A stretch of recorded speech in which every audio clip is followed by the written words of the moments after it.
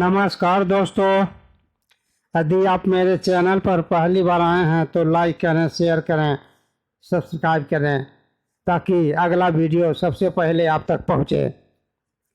आज हम जानेंगे धवज के बारे में। धवज क्यों लगाना चाहिए, धवज कब लगाना चाहिए, धवज लगाने से क्या क्या लाभ होते हैं। धवज लगाने की प्रथा सदियों पुरानी है। प्राचीन काल में भी धवज का काफ़ी सम्मान दिया जाता था।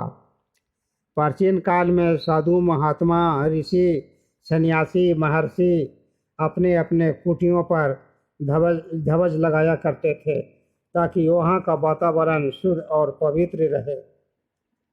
राजा महाराजा भी पुराने ज़माने में अपने महलों के शिखर पर धवज लगाया करते थे। वह धवज राजाओं का शौर्य, कीर्ति तथा वीरता का प्रतीक माना जाता था। सभी राजाओं का अलग अलग धवज होते थे। महाभारत में भी अर्जुन अपनी रथ में धवज लगाए थे, तब हनुमान जी के कृपा से विजय प्राप्त हुई थी। धवज अर्थ, कीर्ति, वीरता तथा शौर्य का प्रतीक माना गया है। जहाँ धवज लगाया जाता है वहाँ नकारात्मक शक्तियाँ नहीं भटकती। दोस्तों, आप अपने अपने छतों पर धवज लगाएं और लाभ उठाएं। धवज 3 प्रकार के होता है। पहला आयताकार, दूसरा त्रिभुजाकार और तीसरा 2 त्रिभुजाकार धवज होता है। त्रिभुजाकार धवज बहुत शुभ होता है। धवज जब भी लगाएं बांस में ही लगाएं। कम से कम 5.5 फीट का बांस होना चाहिए। ऐसे तो आप जितना बड़ा बांस ले सकते हैं। मान्यता है कि धवज जितना ऊंचा होता है उतना ही शुभ होता है। ब्रह्मांड से सीधे सकारात्मक ऊर्जा खींचती है। जितने धवज लहराता है उतना ही ब्रह्मांड से सकारात्मक ऊर्जा खींचती है और आपके घरों और मकानों पर सकारात्मक ऊर्जा फैलाती है। इसलिए धवज ऊंचा ही होना चाहिए।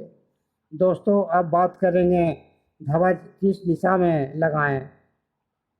धवज को आप ईशान कोण में लगा सकते हैं या पूरब दिशा में लगा सकते हैं।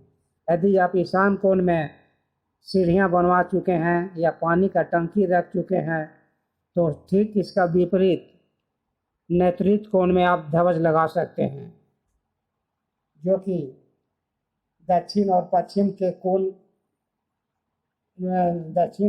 के मध्य का भाग, जिसे नैऋत्य कोण कहते हैं। नैऋत्य कोण में आप धवज लगा सकते हैं। दोस्तों, अब बात करेंगे कि धवज किस रंग का लगाना चाहिए।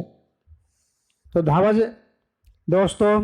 धवज भगवा रंग, नारंगी रंग या पीले रंग का अति उत्तम होता है, बशर्ते उस पर दिव्य चिन्ह होना अति आवश्यक है। ऐसे तो आप अपने अपने इष्ट के आधार पर भी धवज लगा सकते हैं। जैसे हनुमान जी यदि आपका इष्ट है तो लाल धवज लगा सकते हैं। माँ दुर्गा यदि आपका इष्ट है तो आप माँ दुर्गा का चिन्ह वाला धवज लगा सकते हैं। यदि आपका भगवान विष्णु इष्ट हैं तो पीले रंग का त्रिभुजाकार धवज लगा सकते हैं।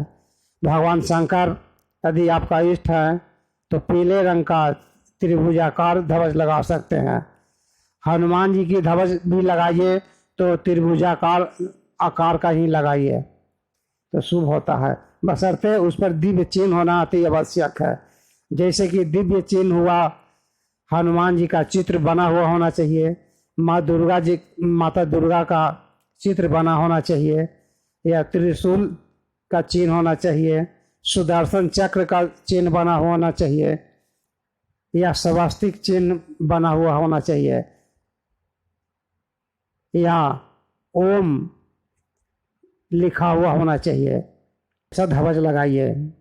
धवज किस समय लगाएं। दोस्तों, अब बात रह गई कि ध्वज किस समय लगाएं। तो ध्वज को आप दशहरे में लगा सकते हैं, विजयदशमी को लगा सकते हैं, होली तथा दीपावली में भी लगा सकते हैं, नवरात्र में, चैत्र नवरात्र में भी लगा सकते हैं, तथा हनुमान जयंती के समय भी आप ध्वज लगा सकते हैं। यदि इन समय पर आप ध्वज नहीं लगा पाए तो किसी अन्य दिन भी किसी शुभ मुहूर्त को देख करके आप ध्वज लगा सकते हैं। इस मकान पर ध्वज लगा होता है, उस मकान में यदि वास्तु दोष भी है तो धीरे धीरे समाप्त हो जाते हैं। उस मकान में रहने वाले मुखिया का आदि शत्रु भी हैं तो धीरे धीरे शत्रु को भी समन हो जाता है। साथ ही साथ जिस मकान के छत पर यदि ध्वज है तो उसके आसपास नकारात्मक शक्तियां नहीं भटकती, कोसों दूर भाग जाती है, तथा उस घर में रहने वाले सब परिवार कुशल मंगल से रहते हैं, तथा नकारात्मक शक्तियां से भी सुरक्षित होते हैं, जैसे भूत प्रेत, टोना टोटका, बुरी नज़र, जादू, ये सब से बचे रहते हैं, सुरक्षित रहते हैं, तथा शत्रु भी धीरे धीरे समन हो जाते हैं। धन्यवाद। माता रानी सबको रक्षा करे। मैं ऐसा ही जानकारी आप लोगों को देता रहूँगा। यदि मेरा वीडियो अच्छा लगे तो लाइक करें, शेयर करें, सब्सक्राइब करें।